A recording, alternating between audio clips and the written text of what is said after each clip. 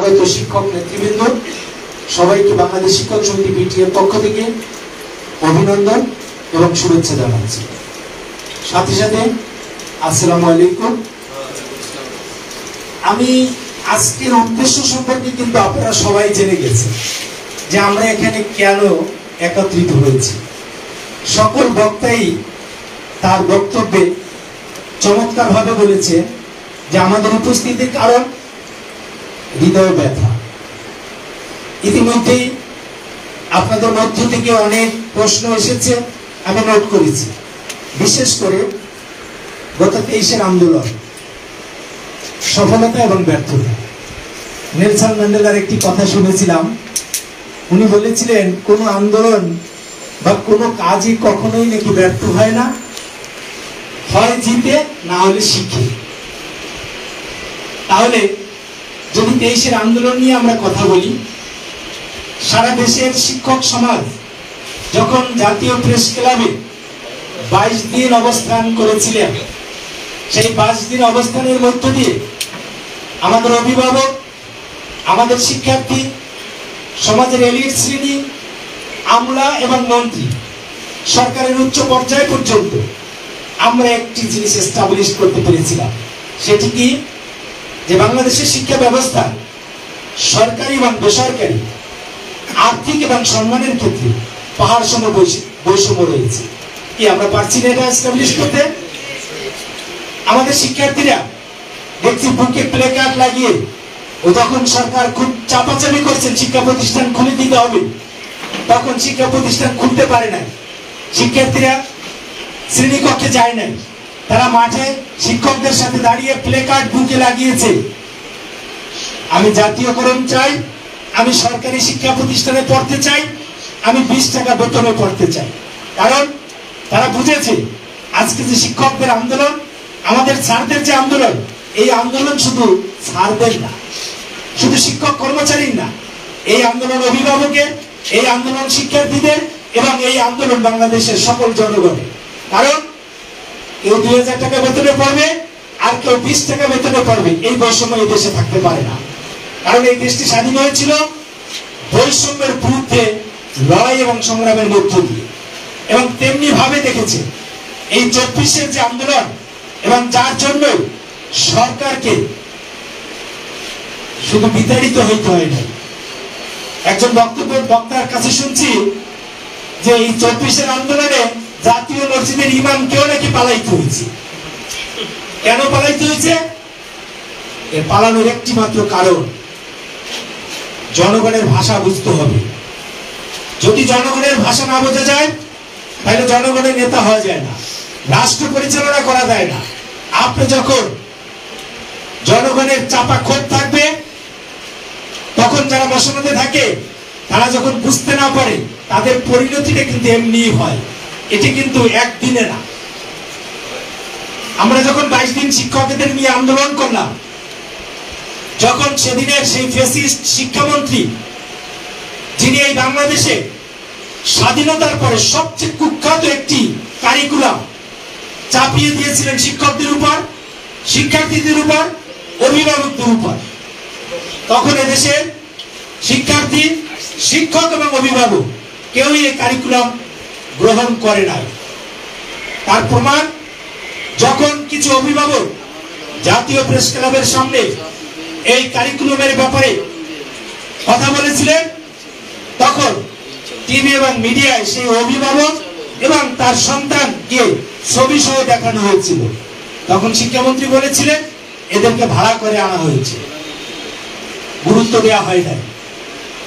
কারিকুলামের বিরুদ্ধে আমরা বলি নাই, আমরা বলেছিলাম আপনি ফিনল্যান্ডের কারিকুলাম এই দেশে চালু করবেন, আপনি ফিনল্যান্ডের মতো অবকাঠামো এবং শিক্ষক কর্মচারীদের সুযোগ সুবিধা দেন, আপনি ফিনল্যান্ডের কারিকুলাম আনবেন, আর একটি তৃতীয় বিশ্বের অনুন্নত অবস্থায় শিক্ষক এবং শিক্ষার্থীদের রেখে সেই কারিকুলাম পড়াবেন, কিন্তু সম্ভব না। সেদিন আমাদের কথা উনি শুনেন নাই, এবং শুনেন নাই তার একটি বাস্তব প্রমাণ বলি। আন্দোলনের পরে যখন আমাকে বরখাস্ত করা হলো, তখন আমার প্রতিষ্ঠান থেকে প্রথম মন্ত্রণালয়ে আবেদন দেওয়া হয়েছিল। মন্ত্রণালয় যেহেতু এই শিক্ষা প্রতিষ্ঠান ওনার আমলে দুইবার অডিট হয়েছে, মিনিস্ট্রি অডিট, এখানে আর্থিক কোনো অনিয়ম পাওয়া যায়নি, কারণ আমরা মন্ত্রণালয়ে রিপোর্ট দিয়েছি যে এই শিক্ষা প্রতিষ্ঠানে আর্থিক কোনো অনিয়ম নেই। সুতরাং আমরা কি করব? তখন উনি যখন মন্ত্রণালয় দিয়ে পারলেন না, তখন আমার ম্যানেজিং কমিটি তাদেরকে দিয়ে চেষ্টা করলেন, ম্যানেজিং কমিটির সভাপতি এটাকে লুফে নিলেন, কারণ উনি ওই ফ্যাসিস্টের দর্শক ছিলেন, লুফে নিলেন। লুফে নেওয়ার পরে উনি আমাকে কিছু মন গড়া রিপোর্ট দাখিল করলেন, আপনাদেরকে আদার্থে জানাই সেই রিপোর্টটা কি ছিল। উনি একটি অডিট কমিটি করলেন, যে অডিট কমিটি ম্যানেজিং কমিটিতে কোনো সিদ্ধান্ত নেওয়া হয় নাই। তাহলে সিদ্ধান্ত না নিয়ে করুক, তা তো আপত্তি নেই। উনি আমার বিরুদ্ধে অর্থতস্রূপের একটি কথা বলেছে। আমি ওনাকে বললাম যে আপনি আমার জবাব নেন, আপনি 2020 সনে এবং 21 সনে যে 48 লক্ষ টাকা তসরুপ দেখিয়েছেন, এই 48 লক্ষ টাকা শিক্ষার্থীদের কাছ থেকে অনাদায়ী রয়েছে। আপনার অফিসের নথি দেখেন যে তখন স্কুল বন্ধ ছিল, সরকারিভাবে প্রজ্ঞাপন ছিল শিক্ষার্থীদেরকে চাপ দেওয়া যাবে না এবং বেতন বা পরীক্ষার ফি আদায় করা যাবে না। আমরা শিক্ষার্থীদের শ্রেণীকক্ষে তো তখন পাঠদান করতে পারি নাই, বিধায় শিক্ষার্থীরা স্কুলে আসে নাই, পরীক্ষা হয় নাই, যার কারণে এই বেতন এবং পরীক্ষার ফি অনাদায়ী রয়েছে। এই টাকাটি কোনো তসরুপ না, এটা অনাদায়ী। রেজিস্টার দেখছেন, সবই দেখছেন। পরবর্তীতে আমার বিরুদ্ধে অভিযোগ এনে যখন বোর্ডে দিলেন, ওই বোর্ড আবার যে সেই শিক্ষামন্ত্রীর কথায় আরেকটি ধারা সংযোজন করলেন। সেটাকে স্কুল থেকে যেটা বলে নাই, শিক্ষামন্ত্রী বললেন উনি আমার কারিকুলামের বিরোধিতা করেছে। তখন দেখলাম বোর্ড আমাকে যে চিঠিটি দিয়েছে, সেই চিঠিতে যে বর্তমান কারিকুলামের বিরোধিতা করেছে উনি, এটিও একটি পয়েন্ট সংযোজিত করেছে। আমি ধন্য হয়েছিলাম যে আমি স্বীকৃতি পেলাম যে আপনার এই কারিকুলামের বিরোধিতা আমি করেছি। আজকে আপনার এই কারিকুলাম বর্তমান সরকার না, শুধু বাংলাদেশের জনগণ আস্থা করে নিক্ষেপ করেছে। আজকে আমি যদি সেদিন কারিকুলামের বিরোধিতা করে থাকি, বাংলাদেশের শিক্ষক সমাজ যদি বিরোধিতা করে থাকে, তাহলে তারা সঠিক করেছে, এটি আপনি বুঝেন। সুতরাং আমার মামলাটি হাইকোর্টে স্টে করা হয়েছিল, তারপরে আবার সেটিকে আপিল করা হয়েছে, আপিলের ডিভিশনে আছে। ইনশাআল্লাহ মিথ্যা থাকবে না। ওরা শুধু কল্পনা করছে কি কিভাবে ভাসানো যায়। আমার রুমের তালা ভেঙেছে, আমার কাছ থেকে দায়িত্ব বুঝে নেয় নাই। আমার অনুপস্থিতিতে তালা ভেঙে রুমে প্রবেশ করে সেই সকল খাতাপত্র ওরা লুট করেছে, মিসইউজ করেছে। করার পরে যখন আমি জিডি করেছি, আপনারা জানেন জিডি এখন থানা সরাসরি তদন্ত করতে পারে না, কোর্টের এডিএম এর কাছ থেকে পারমিশন আনতে হয়। আমি কোর্টের থেকে যখন পারমিশন এনেছি জিডি তদন্ত করার জন্য, ওরা তখন উল্টা আমার বিরুদ্ধে, কারণ ওরা ফেসে গেছে তদন্তে, বলছে যে আপনারা এখন প্রধান শিক্ষকের রুম, অধ্যক্ষের রুম তালা দেওয়া ছিল, উনি চাবি দেয় নাই। ভালো কথা, আপনি চাবি দিয়েছেন, চিঠি দিয়েছেন, চান নাই চাবি। তাহলে আপনি সরকারের কাছ থেকে, সরকারের অথরিটির কাছ থেকে আপনি বলতেন যে আমাদের এই রুমটি খোলা দরকার, প্রতিষ্ঠানটি পরিচালনা ব্যাঘাত করছে। আপনারা কাউকে না জানিয়ে নিজেরা তালা খুলেছেন, তালা ভেঙেছেন, এটা অন্যায় করেছেন। ঠিক এই প্রশ্নের সম্মুখীন হওয়ার পরে তৎকালীন সভাপতি আমার বিরুদ্ধে আবার ম্যাজিস্ট্রেট করে একটি মামলা করেছে। কি বিদ্যালয়ের এই রেজুলেশন, ওই হিসাবের খাতা, এগুলা নাই।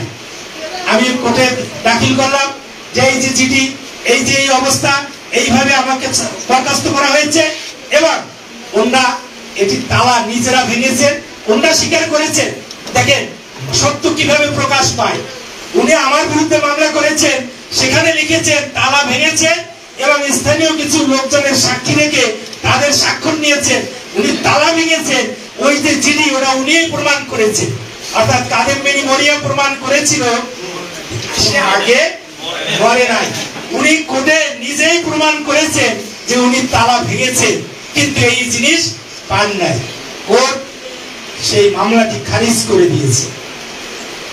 এরপরে আমার বিরুদ্ধে ওনাদের আবেদনের প্রেক্ষিতে এবং আমার আবেদনের প্রেক্ষিতে ডিসি অফিস থেকে একটি তদন্ত হয়েছে, একজন ম্যাজিস্ট্রেট নিয়োগ করা হয়েছিল এবং সেটি কিন্তু ওই আমলে, ওই দীপুমণির আমলে আমার পক্ষে সেটি রিপোর্ট এসেছে যে আমাকে সম্পূর্ণ অন্যায়ভাবে বরখাস্ত করা হয়েছে এবং তাদের যে সকল অভিযোগ দায়ের করা হয়েছে তার কোনো সপক্ষে প্রমাণাদি দাখিল করতে পারেন নাই, সেটি রিপোর্ট আমার কাছে আছে। সুতরাং অন্যায়কে এস্টাবলিশ করা যায় না। দীপুমণি ভেবেছিলেন যে হয়তো কাউসারের কণ্ঠরোধ করলেই বেঁচে যাওয়া যাবে না। একটি কথা আমরা জানি, আল্লাহ ছাড় দেন কিন্তু ছেড়ে দেন না। তার প্রমাণ আপনি নিজেই। কারণ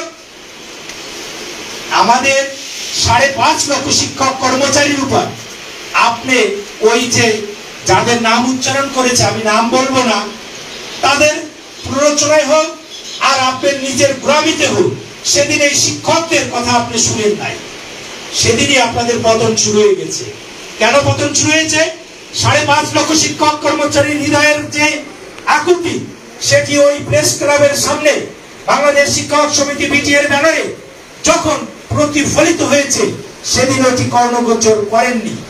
এরপরে এর ধারাবাহিকতা যখন বিশ্ববিদ্যালয়ের শিক্ষকরা তাদের ন্যায্য দাবি নিয়ে, কারণ তাদের দাবিটি কি ছিল, আপনি তাদেরকে জোর করে পেনশন স্কিমে ঢুকাবে, কিন্তু তাদের দাবি ছিল পেনশন স্কিমে ঢুকান আমাদের আপত্তি নাই, কিন্তু আমরা তো স্বাভাবিক যে পেনশন পাবো বা পাচ্ছি তার থেকে পেনশন কমে যাবে, এই জায়গাটিতে আমরা সংশোধন চাই।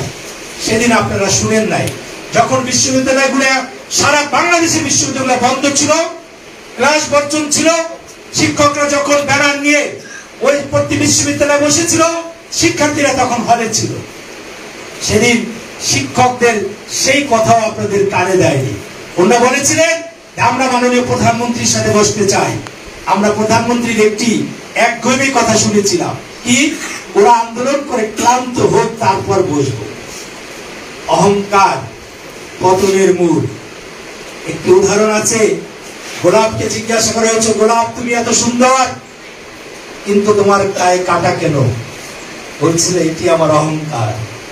বলছে তাহলে তুমি এত সুন্দর কিন্তু ফোটার পরে এত অল্প সময়ে ঝরে যাও কেন? জানো না অহংকার পতনের মূল? এটি কিন্তু সেদিন তারা জানতেন না। বিশ্ববিদ্যালয়ের শিক্ষকদের মূল্যায়ন করলেন না। শিক্ষার্থীরা আবার তাদের ন্যায্য দাবি নিয়ে মাঠে নেমলেন। কি দাবি? আমরা মেধার ভিত্তিতে চাকরি চাই। কোনো কোঠা নয়, হ্যাঁ কোঠা থাকতে পারে কিন্তু সেটি যৌক্তিক কোঠা থাকবে। কিন্তু এদেশে 70 থেকে 80% কোথায় দিয়ে দিবেন? তাহলে মেধাবীরা কোথায় যাবে? ওদের দাবি ছিল অত্যন্ত যৌক্তিক, কিন্তু সেই যৌক্তিক দাবিতেও যখন কর্ণপাত না করলে, যখন দমানোর চেষ্টা করলে, তাদের সেই কোটা সংস্কারের দাবি শেষ পর্যন্ত ওই যে শিক্ষকদের যে আকাঙ্ক্ষা, আমার 5.5 লক্ষ শিক্ষক কর্মচারীর হৃদয়ের যে আকাঙ্ক্ষা, বিশ্ববিদ্যালয়ের শিক্ষকদের যে আকাঙ্ক্ষা এবং শিক্ষার্থীদের যে আকাঙ্ক্ষা, এক আকাঙ্ক্ষা হয়ে যখন এক স্রোত বইছে, তখন আর গণভবনের দরজা খুলে রাখার পরেও আর সেই শিক্ষার্থীরা কিন্তু সাক্ষাৎ দিতে যায়নি। তবে তারা গিয়েছিল কখন? যখন আর গণভবনে কেউ ছিল না। সুতরাং এটি একটি শিক্ষা, এটি একটি শিক্ষা, এটি থেকে আমাদের শেখা উচিত। তাই আপনাদের কাছে বলবো, আজও কিন্তু আমরা সেটি দেখতেছি। বর্তমান যারা সরকারে আছে হয়তো তারা চেষ্টা করতেছে, কিন্তু চেষ্টা করার এর অর্থ এই না যে আপনি চেষ্টা করতেছেন কিন্তু কোনো রেজাল্ট দেখা যাচ্ছে না। আজকে আপনারা অত্যন্ত সকল লোকে সবই মনে করি সারা বাংলাদেশে, শুধু শিক্ষার্থী না, সারা বাংলাদেশের জনগণের ম্যান্ডেট নিয়ে আপনার একটা অন্তর্বর্তীকালীন সরকারে আছে। আজকে অন্তর্বর্তীকালীন সরকার আপনার সারা বাংলাদেশে ভোট হলে আপনি 40%, আপনি 40 না, এদেশের মেজরিটি পার্সেন্ট লোকের ভোট অর্থাৎ মেজরিটি নিয়ে আপনি এই সরকারে আছে। কিন্তু আজও যখন দেখি মব জাস্টিস করা হয়েছে শিক্ষা প্রতিষ্ঠানে, আমি আমার বক্তব্যে প্রায় বলি করোনায় এই শিক্ষা সেক্টরটা সবচেয়ে বেশি ক্ষতিগ্রস্ত হয়েছিল, আর আজকে এই সরকার পরিবর্তনের পরে সবচেয়ে বেশি শিক্ষকরা ক্ষতিগ্রস্ত হচ্ছে, মব জাস্টিসের শিকার হচ্ছে সবচেয়ে বেশি শিক্ষকরা। এটি আমরা ধিক্কার জানাই এবং এর প্রতিকার চাই। হ্যাঁ, আপনারা কি করেছেন? কারোর বেতন বন্ধ করা যাবে না। বেতনই কিন্তু সমাধান? বেতনই কি শুধু সমাধান? কেন একজন শিক্ষক তার কি অপরাধ?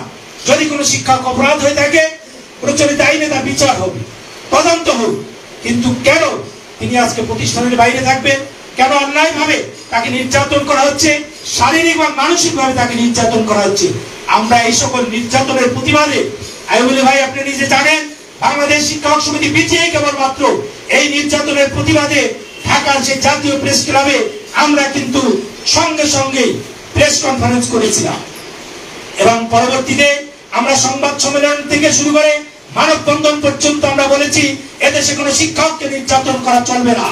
এবং আজকে কি করা হচ্ছে, কিছু শিক্ষার্থী সামনে দেওয়া হচ্ছে এবং পিছনে একটি স্বার্থান্বেষী মহল তারা পিছন থেকে উচকে দিয়ে আজকে প্রতিষ্ঠানের শিক্ষকদের উপর বিভিন্ন ভাবে হয়রানি করা হচ্ছে এবং তাদের প্রতি মাপ জাস্টিস করা হচ্ছে। আমাদের কিন্তু আন্দোলনের এটি একটি শর্ত এবং আমাদের আন্দোলনের ফলেই কিন্তু সরকার বেতন চালু রেখেছে যে তাদের কিন্তু ইএফটি চালু থাকতে হবে এবং সকল শিক্ষক বাংলাদেশে যারা আছে তাদের বেতন চালু রয়েছে। হয়তো তারা প্রতিষ্ঠান বেতনটা দিচ্ছে না, কিন্তু তাদের সরকারি বেতন কিন্তু চালু রয়েছে। এটি আমাদের দাবির একটি অন্যতম ফসল। আজকে আমরা কেন আসছি, রাজশাহী বিভাগ গত শুক্রবারে আমরা দুটি বিভাগে অনুষ্ঠান করেছি। আমি বরিশালে ছিলাম, আমাদের সেক্রেটারি মহোদয় চট্টগ্রামের বিভাগে ছিলেন। শনিবারে আমাদের খুলনা বিভাগে হয়েছে, আজকে রাজশাহী বিভাগে এখানে হচ্ছে এবং ময়মনসিংহ বিভাগের সেক্রেটারির নেতৃত্বে একটি টিম সেখানে প্রতিনিধি সভা করছে। কেন আমরা প্রতিনিধি সভা করছি আপনারা জানেন, এখানে অনেকেই আপনাদের বক্তব্যের মধ্যে বলেছেন 23-এর আন্দোলন আপনাদের শিক্ষকতার জীবনে এবং শিক্ষকতার জীবনে না শুধু আপনার জীবনে দেখা সবচেয়ে বড় আন্দোলন, সবচেয়ে বড় সার্থক আন্দোলন। শিক্ষকদের উপস্থিতি থেকে শুরু করে এবং সকল কিছু এই ছিল একটি সার্থক কর্মসূচি এবং আন্দোলন। সেই আন্দোলন কি তিনি হয়েছিল এরকম ভাবে 40টি জেলা ওই আন্দোলনের পূর্বে মত বিনিময় করেছিলাম, শিক্ষকদেরকে প্রস্তুত রেখেছিলাম যে ঢাকার রাজপথে বসতে হবে এবং রাজপথে বসেই এই সরকারকে বুঝিয়ে দিতে হবে যে এই শিক্ষা ব্যবস্থায় সরকারি এবং বেসরকারি বিশাল বৈষম্য রয়েছে, এটি সরকারের কর্মগোচর করতে হবে। আমরা সেই জায়গাটিতে পেরেছিলাম। সার্থক আপনারা এই আন্দোলন চলাকালীন সময় জেনেছিলেন সরকার যে প্রণোদনা দিবে 5% প্রণোদনা দিয়েছিল না, মাত্র আন্দোলনের চলাকালীন সময়ে যখন কর্মকর্তাদের প্রশ্ন করা হতো বেসরকারি এমপিভুক্ত শিক্ষকরা কি এটা পাবে, সাংবাদিকদের প্রশ্ন না বলতেন এখনো কোনো সিদ্ধান্ত হয় নাই।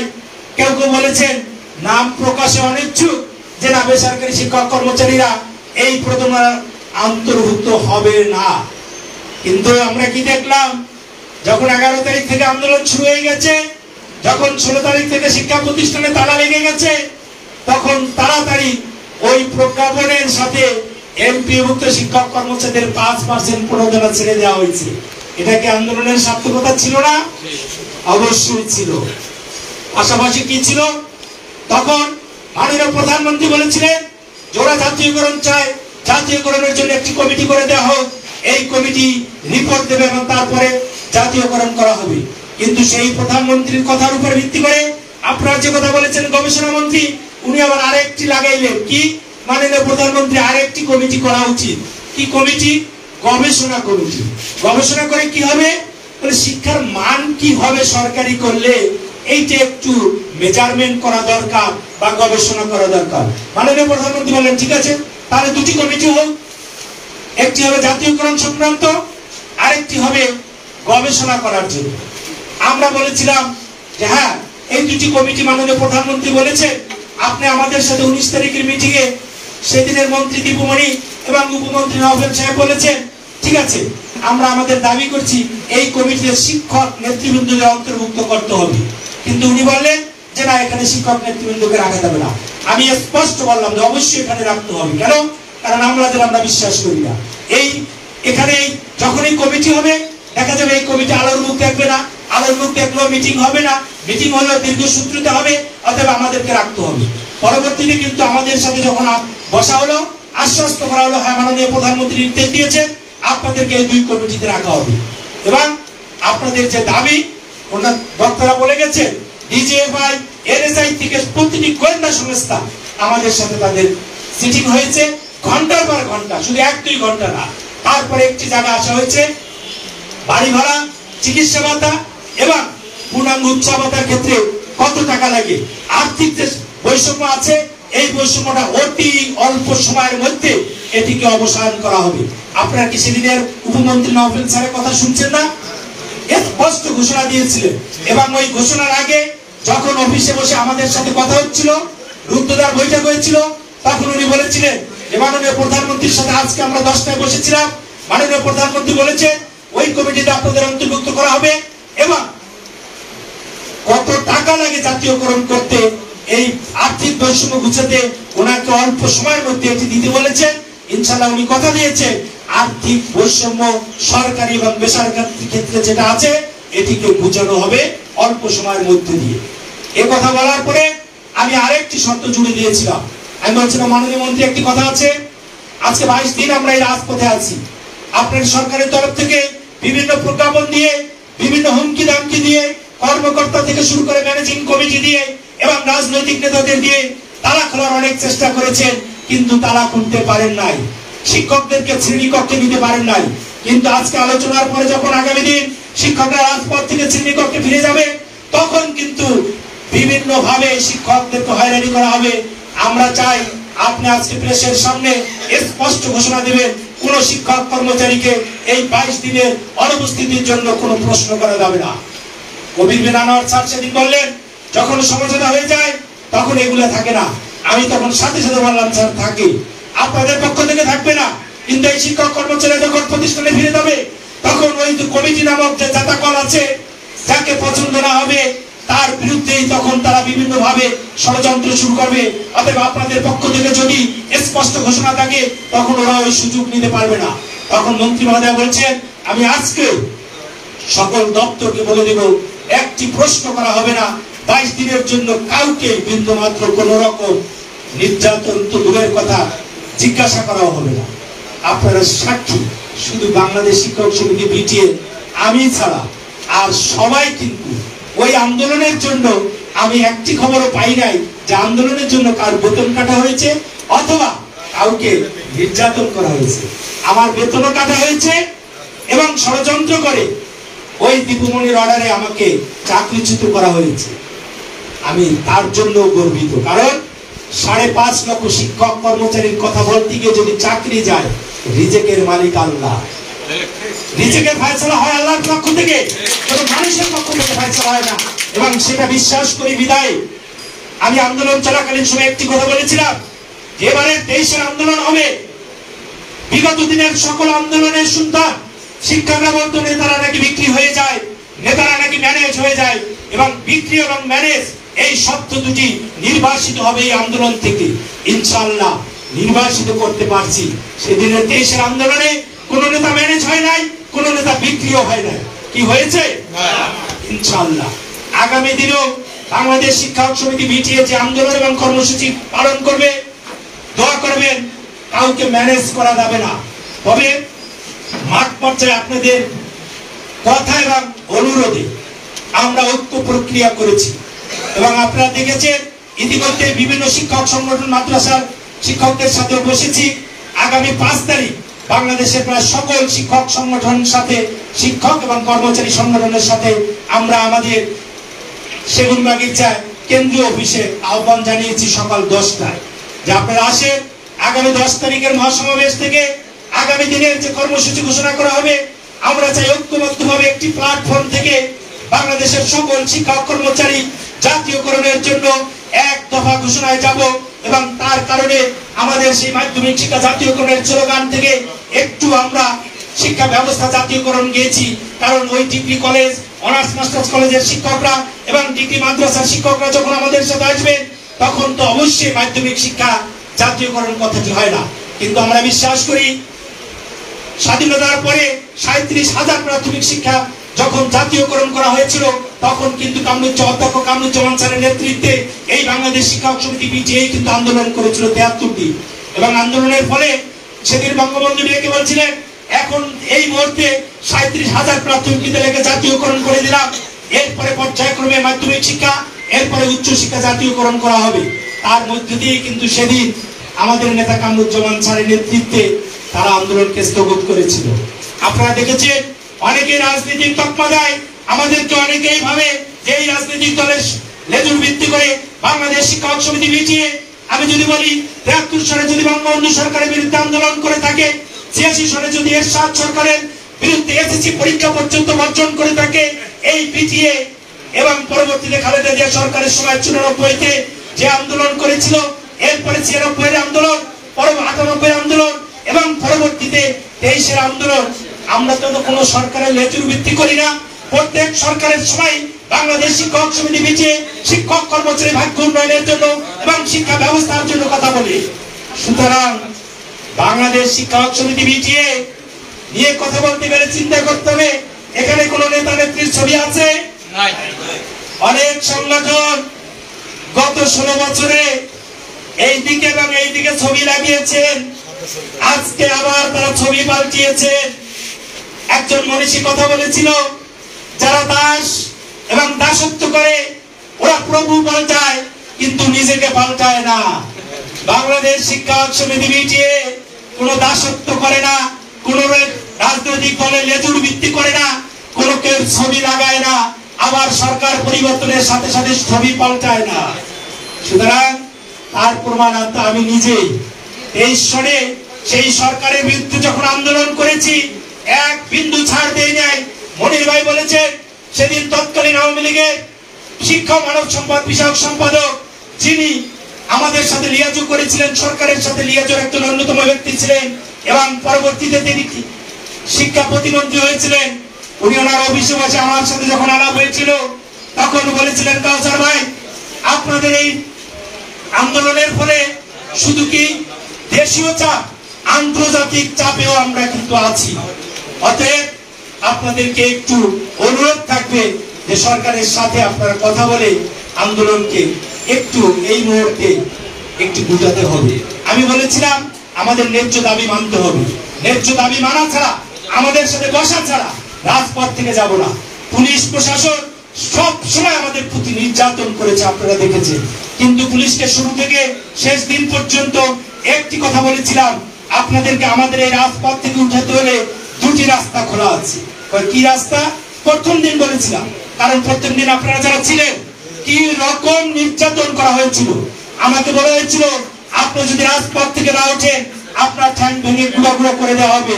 একজন পুলিশ অফিসার, আমি তাকে বলেছিলাম ঠ্যাং ভেঙে গুঁড়ো গুঁড়ো করতে পারেন, কিন্তু রাজপথ থেকে জীবন থাকতেও কিন্তু যাব না। দুটি পথ আছে এখান থেকে যাওয়ার। একটি পথ হবে যদি আপনারা জোর করে এখান থেকে দাঁড়িয়ে দেন, সারা দেশবাসী দেখবে, বিশ্ববাসী দেখবে, শিক্ষক সমাজ দেখবে আপনারা ন্যায্য কথা বলতে দেননি, আমার দায় থাকবে না। আর একটি পথ আমাদের সাথে অবশ্যই সফল আলোচনার মধ্য দিয়ে শিক্ষকদের ন্যায্য দাবি মানেই আমাদেরকে রাজপথ থেকে শ্রেণীকক্ষে নিতে হবে, না হলে নেওয়া যাবে না। এবং সেই কথায় শেষ দিন পর্যন্ত ছিলাম, আমাদের সাথে কথা দিয়েছিল অর্থনৈতিক বৈষম্য তাড়াতাড়ি ঘুচাবে, কিন্তু 1 বছর সময় পেয়েছিল। 1 আগস্ট আমরা শ্রেণীকক্ষে ফিরে এসেছিলাম আর 5 আগস্ট তাদের বিদায় হয়েছে। সেই 1 বছরের মধ্যেও তারা কথা রাখেনি। লস কাদের হয়েছে? কথা রাখেননি। আজকে শিক্ষামন্ত্রী চিঠি লেখার জন্য কাগজ পাচ্ছেন না, আদালতে দাঁড়িয়ে টিস্যু পেপারে চিঠি লিখতে হয়, তাও লুকিয়ে সাংবাদিকরা যেন না দেখে।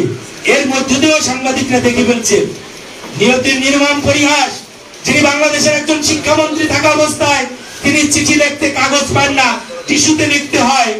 আর আমরা আজকে আল্লাহর রহমতে ন্যায্য দাবি নিয়ে রাজপথে আছি, ন্যায্য দাবি নিয়ে শ্রেণীকক্ষে আছি, ন্যায্য দাবি নিয়ে সারা দেশে ঘুরছি। আপনি কোথায় আছেন? এবং এটি থেকেই শিক্ষা নেওয়া উচিত। তাই আপনাদের কাছে বলবো 10ই মে আমরা যে কর্মসূচি ঘোষণা করেছি, সেই কর্মসূচি হচ্ছে মহাসমাবেশ। সেই মহাসমাবেশ থেকে মহা ঘোষণা আসবে, অর্থাৎ মহাসমাবেশ প্রমাণ করতে হবে যে যদি আমরা শ্রেণীকক্ষে তালা দিয়ে রাজপথে আসি তাহলে কিন্তু ঢাকার শহর অচল হয়ে যাবে।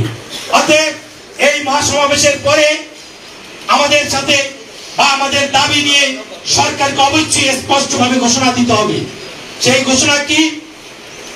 আগামী ঈদুল আজহার আগে অবশ্যই আমাদের পূর্ণাঙ্গ উচ্চপাতা দিতে হবে, পূর্ণাঙ্গ উচ্চপাতা দিতে হবে, এর কোনো বিকল্প নাই।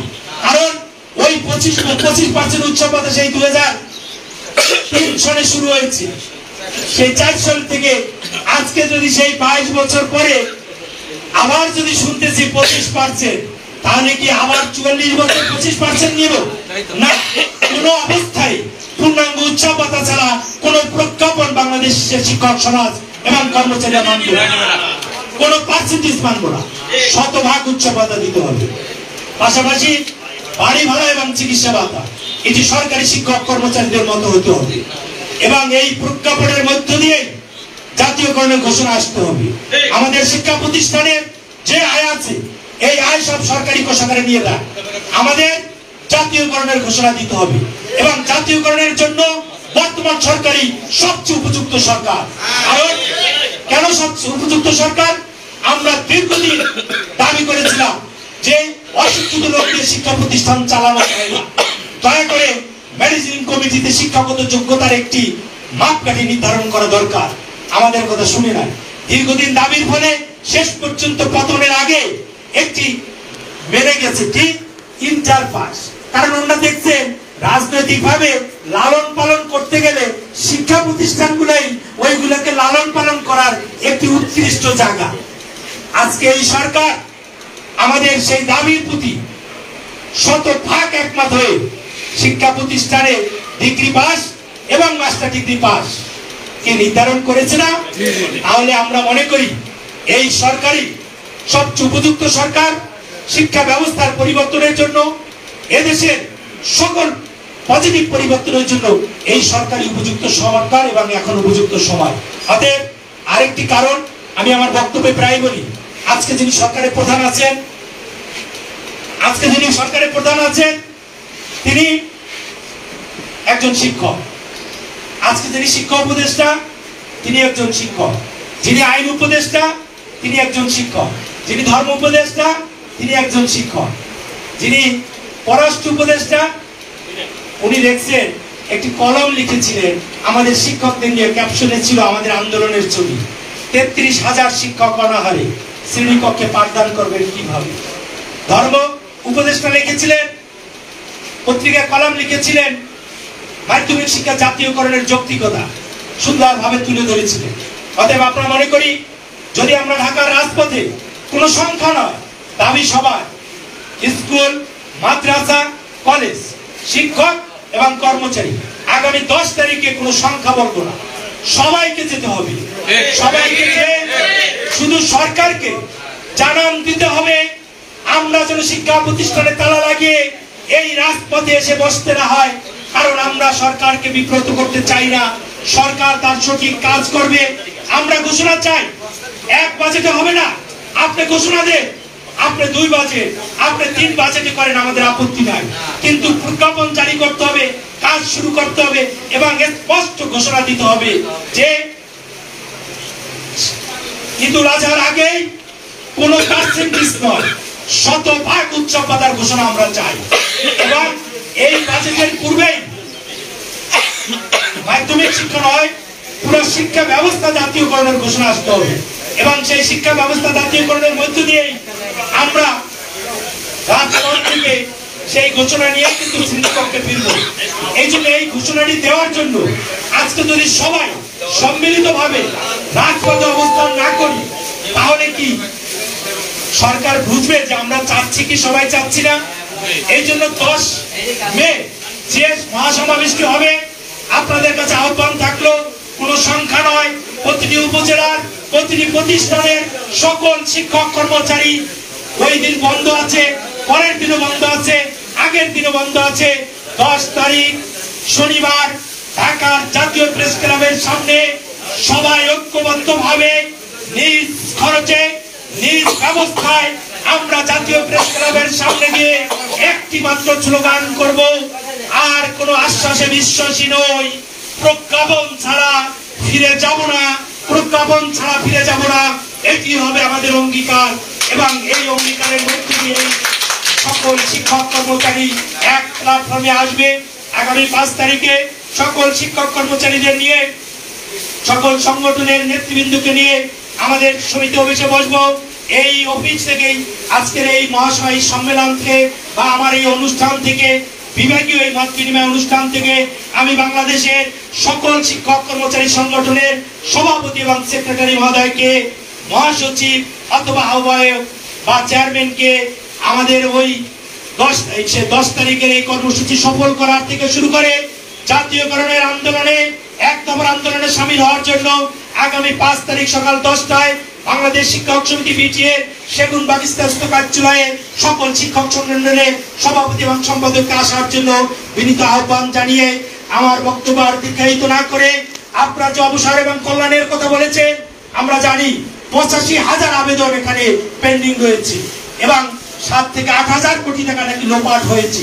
যদি সেটা হয়ে থাকে, আমার এই জায়গা থেকে আমরা আহ্বান জানাচ্ছি, অনতি বিলম্বে যারা এই তসরুপ করেছে, শিক্ষকদের টাকা যারা তসরুপ করেছে, তাদের বিরুদ্ধে একটি কমিশন গঠন করে তদন্ত করা হোক এবং উপযুক্ত শাস্তির আওতায় তাদেরকে আনা হোক।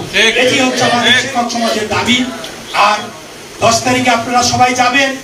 আমাদের এই আহ্বানটি সকল জেলা এবং উপজেলায়, বিশেষ করে উপজেলার যে নেতৃবৃন্দ আছেন, পার্শ্ববর্তী জেলা এবং উপজেলাগুলো ছড়িয়ে দিবেন। সবাই কাছে আহ্বান থাকবে, অবশ্যই যেন আমরা 10 তারিখে সবাই জাতীয় প্রেস ক্লাবের সামনে একটি স্লোগান হবে, আর কোনো দাবি নয়, জাতীয়করণ ছাড়া ঘরে ফিরে যাব না, এটি হবে অঙ্গীকার।